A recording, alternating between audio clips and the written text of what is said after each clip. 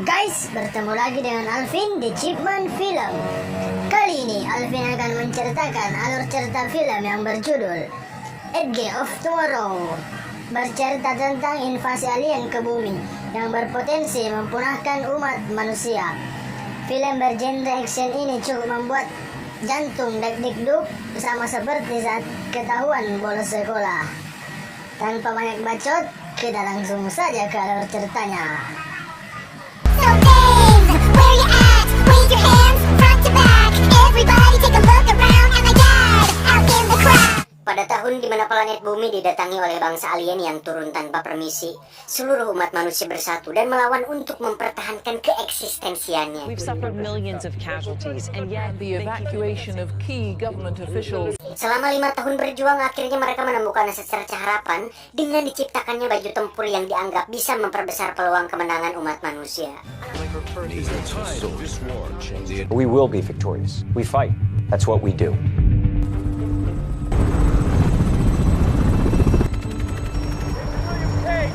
Dan kisah akan berfokus pada seorang pria bernama Cage, di mana dia sering tampil di TV dengan berperan sebagai mayor untuk menyemangati seluruh tentara di muka bumi. Namun pada kenyataannya, Cage tidak lebih hanya seorang lulusan manajemen pemasaran yang digunakan media untuk menjadi pelopor semangat juang. Sang jenderal yang menganggap bahwa dia adalah prajurit sungguhan, meminta Cage untuk terjun ke lapangan dan sesuai izin dari atasannya, Cage tidak bisa menolak perintah tersebut. Hingga saat Cage akan kabur, dirinya ditangkap dan dipaksa untuk berperang di sana. Saat sadar, Cage sudah berada di markas militer, di mana di situ adalah tempat latihan para prajurit, sekaligus markas utama di mana semua prajurit di sana sudah siap untuk bertempur dan mati dalam pertempuran. Ini adalah Sersan Farrell dan beliau merupakan pimpinan pasukan di sana. Meski sudah mengaku sebagai mayor dan mengatakan bahwa dia salah ditempatkan, Sersan Farrell tetap membawa Cage menuju ke lokasi pasukan J. After you. You're not taking me to a phone, are you, Sergeant? No, I'm not. Di situ terlihat bahwa anggota pasukan J baru saja selesai berjudi dan Sersan pun menghukum mereka untuk menelan kartu remi tersebut. Crack 'em my ass. Through readiness and discipline, we are masters of our fate. Ready. Private Cage's on delusion does not belong here. We must dissuade him of this delusion.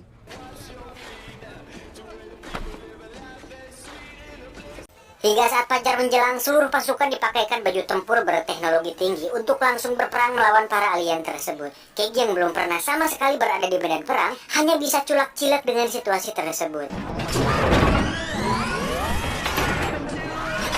Listen, man. I've never been in one of these. Di sisi lain kita akan diperlihatkan seorang prajurit wanita di mana dia dianggap sebagai pahlawan karena sudah membunuh ratusan alien dan berhasil memenangkan beberapa wilayah yang ada. Wanita tersebut bernama Rita. Bloody hell. It's the full metal.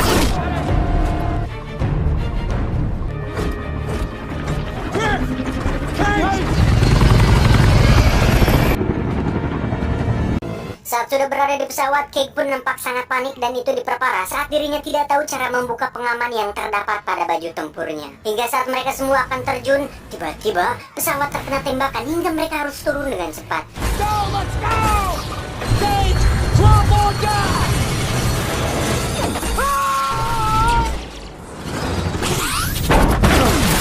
Ketika sudah berada di medan perang, Cage pun melihat banyak sekali pasukan yang tewas dan situasi tersebut benar-benar sangat mengerikan baginya.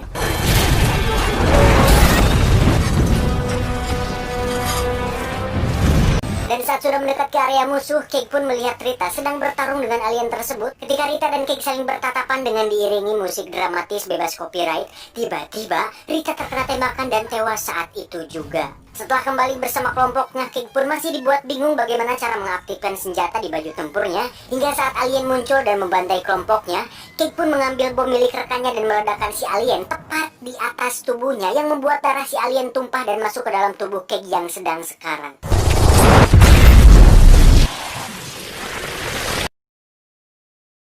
Cage terbangun kembali tepat saat dirinya baru bangun dari pingsannya. Hingga bisa disimpulkan bahwa darah si alien membuat Cake bisa mengulangi waktu dan kembali ke waktu terakhir dia sadar. Entah bagaimana itu bisa terjadi, tapi Cake benar-benar bingung dan terus memastikan apakah itu hanya sekedar mimpi. Tetapi saat semua kejadian sama seperti yang dialami sebelumnya, di situ dia yakin bahwa semua ini adalah nyata. Crack of my ass. Remember, hit the street.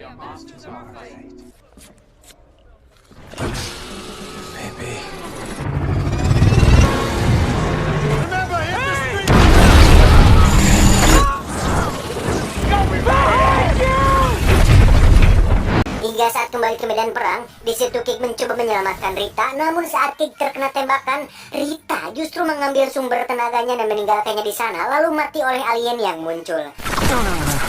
Holy fuck! Dan ya, Cake kembali terbangun di tempat semula. Setelah yakin bahwa apa yang dialaminya benar-benar nyata, Cake pun menjelaskannya kepada Sersan Farrell dan semua anggota di kelompoknya. Namun hal itu justru membuat mereka jengkel dan terpaksa harus menutup mulut Cake. 1 minute. The ship is about to explode! Saat di medan perang, Cake pun dengan pedenya berlari karena sudah mengalami kejadian itu sebanyak 2 kali. Namun sial, dia harus tertabrak oleh sebuah mobil.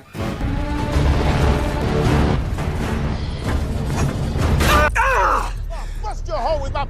Dari situ Cake pun berkali-kali tewas dan hidup kembali hingga saatnya dia berhasil menyelamatkan Rita dan dengan mudah bisa membunuh beberapa alien yang muncul.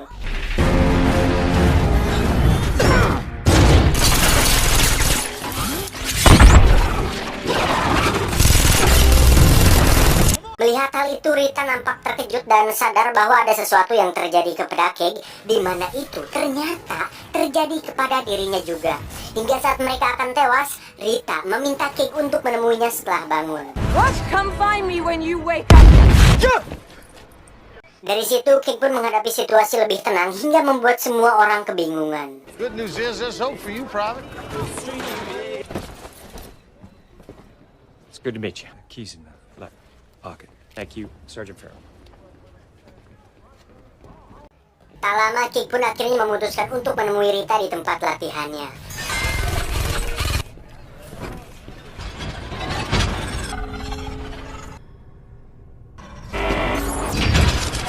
Excuse me. Yes? Saat ditanya kenapa Cake menemuinya, Cake pun menjawab bahwa Rita sendirilah yang menyuruh untuk menemuinya. Said you could talk to me. You did. Tomorrow, at the beach. You do know what's happening to me. Come with me. Pada akhirnya semua terjawablah sudah bahwa ternyata Rita juga mengalami hal yang sama seperti Cake dan kemampuan itulah yang membuat Rita bisa membunuh ratusan alien dan memenangkan beberapa wilayah hingga berhasil dianggap pahlawan. Selanjutnya Cake dibawa ke tempat seorang ilmuwan bernama Dr. Carter, di mana si Carter ini sudah memahami sedikit tentang apa yang terjadi pada Cake. Faktanya, alien tersebut memiliki kemampuan untuk bisa melihat masa depan seperti mengulang waktu apa yang terjadi oleh Cake, dan entah bagaimana caranya, saat darah si alien masuk ke dalam tubuh Cake, kemampuan si alien itu menular kepada dirinya. Rita menjelaskan bahwa dia juga sempat memiliki kemampuan itu, namun sekarang sudah hilang saat dirinya mengalami luka parah dan kehilangan banyak darah. Sehingga bisa disimpulkan bahwa agar Cake bisa terus memiliki kemampuan tersebut adalah harus mati dengan cepat dan jangan sampai mengalami pendarahan. Carter pun memiliki teori bahwa para alien tersebut memiliki sebuah otak atau semacam otak yang terletak di sebuah tempat, di mana otak atau bisa disebut Omega inilah yang mengendalikan para alien tersebut. Dan satu-satunya cara untuk menang adalah dengan menemukan otak aliennya atau Omega ini, kemudian menghancurkannya, sehingga semua pasukan alien yang ada bisa dikalahkan tanpa harus membunuhnya satu persatu. Dan satu-satunya cara agar Cake bisa melakukan itu adalah dirinya harus mati berulang kali untuk mengetahui di mana lokasi induk itu berada. How do I control it? You have to die. Dan karena Cake tidak memiliki kemampuan bertempur, Rita pun siap untuk melatihnya sampai Cake benar-benar bisa melakukannya.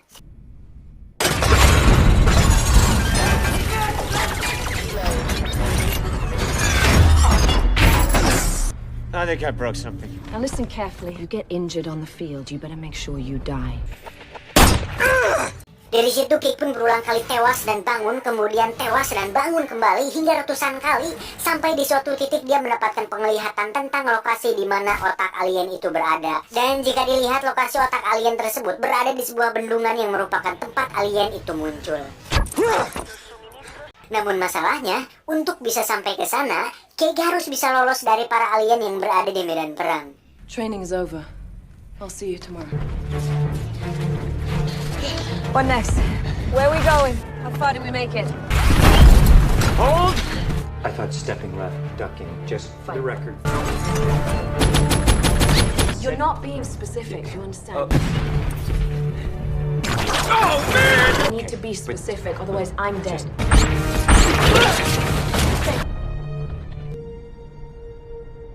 Have I got something on my face? Hingga saat Cage sudah lelah dengan semua ini, dia pun memutuskan untuk menyerah dan pergi dari markas tersebut. Sampai di kota, justru Cage akhirnya sadar bahwa jika dia menyerah, para alien tersebut ternyata berhasil sampai di kota dan membunuh warga di sana. Dari situ Cage pun semangat kembali untuk bertarung, dan setelah ratusan kali latihan, akhirnya Cage berhasil memiliki kemampuan bertempur yang cukup hebat. Hal itu pun dibuktikan saat dirinya di medan perang, di mana Cage dan Rita berhasil membunuh beberapa alien dan menyelamatkan kelompok Sersan Farrell. The new guy. What's his name again? Ketika sudah keluar dari medan perang, Cage dan Rita pun segera pergi menuju ke sebuah rumah, di mana di situ terdapat helikopter yang akan digunakannya menuju ke otak alien yang berada di bendungan tersebut. Dan faktanya, Cage sudah berulang kali mencoba menuju ke sana dengan menaiki berbagai kendaraan, dan sejauh yang dia tahu, helikopter tua itulah satu-satunya peluang dia untuk berhasil. Tiba-tiba, ada alien yang muncul hingga membuat Rita harus tewas beratusan kali tepat di depan mata Cage.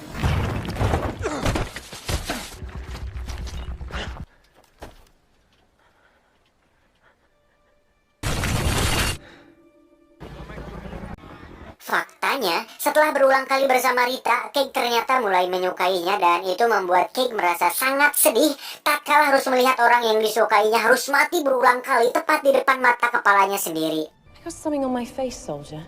Sorry to disturb you, Sergeant. Hingga saat bangun kesekian kalinya, Cage pun memutuskan untuk melakukannya sendiri.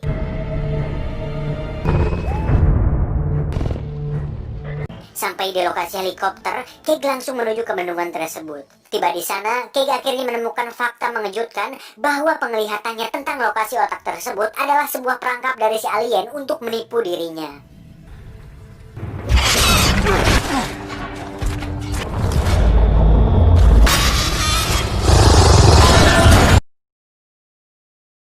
Saat bangun, Cage langsung menjelaskan hal itu kepada Rita dan Carter, hingga Carter mengatakan bahwa ada satu cara lain untuk mengetahui di mana lokasi otak alien itu, yaitu dengan cara menghubungkan Cage dengan otak alien tersebut menggunakan sebuah alat yang Carter ciptakan. Alat tersebut dinamakan alat penghubung. Namun ide tersebut sempat mendapat penolakan dari pemerintah yang membuat satu alatnya disita oleh pihak militer. Dia sendiri memegang satu alatnya, namun itu sudah rusak, dan satu-satunya alat yang tersisa berada di gedung tempat si jenderal yang tadi kita lihat di awal. Untuk itu, Rita dan Cage pun memutuskan untuk pergi menemui sang jenderal, dan setelah berulang kali melihat situasi dan posisi, akhirnya Cage bisa masuk ke ruangan jenderal tanpa ada orang yang mengetahuinya. Ketika sudah bertemu, Cage pun mencoba menjelaskannya dengan sangat terperinci, bahkan Cage membuktikan kemampuannya dengan mengatakan berbagai hal yang sebentar lagi akan terjadi. She typed up those orders for you to authorize, but she left out the ones referring to the fuel dump at Grenada.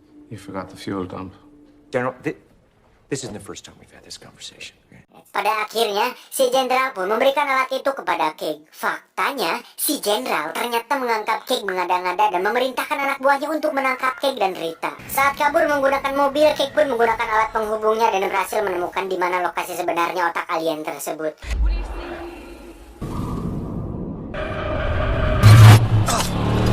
Sialnya, mobil yang mereka kendarai harus mengalami kecelakaan yang membuat Cage harus pingsan dan mendapat transfusi darah. Otomatis sekarang Cage sudah kehilangan kemampuannya, dan jika dia mati kali ini, maka dia tidak akan mengulangi waktu lagi.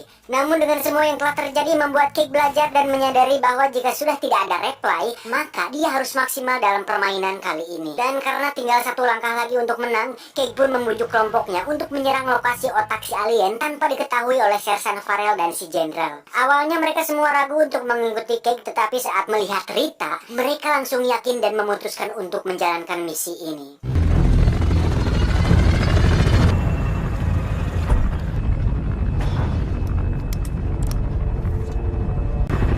Seconds till contact. Sampai di lokasi, mereka pun langsung disambut oleh pasukan pelindung otak alien di sana, dan misi itu pun mengakibatkan semua anggota kelompoknya mati.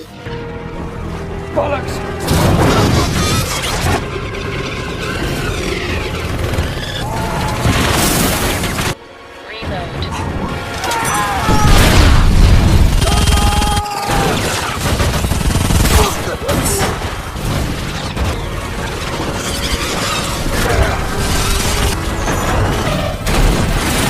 Punch it! Punch it!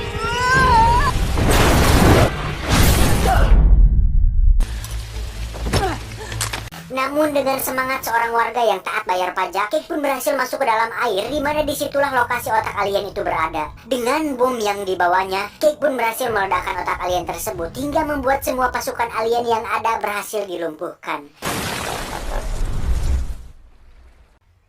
Cake sendiri terlihat sekarat dan terjatuh tepat di pusat darah otak alien tersebut. Dan Anda tahu apa yang terjadi? Setelah itu, Cake pun kembali memiliki kemampuan untuk mengulangi waktu dan bangun di helikopter yang kita lihat tadi di awal. Dengan apa yang sudah dilakukan Cake, akhirnya umat manusia bisa diselamatkan, walaupun mereka tidak mengetahui bahwa itu dilakukan oleh Cake seorang diri. Thank you. Nailed it. Thank you. Thank you, my people.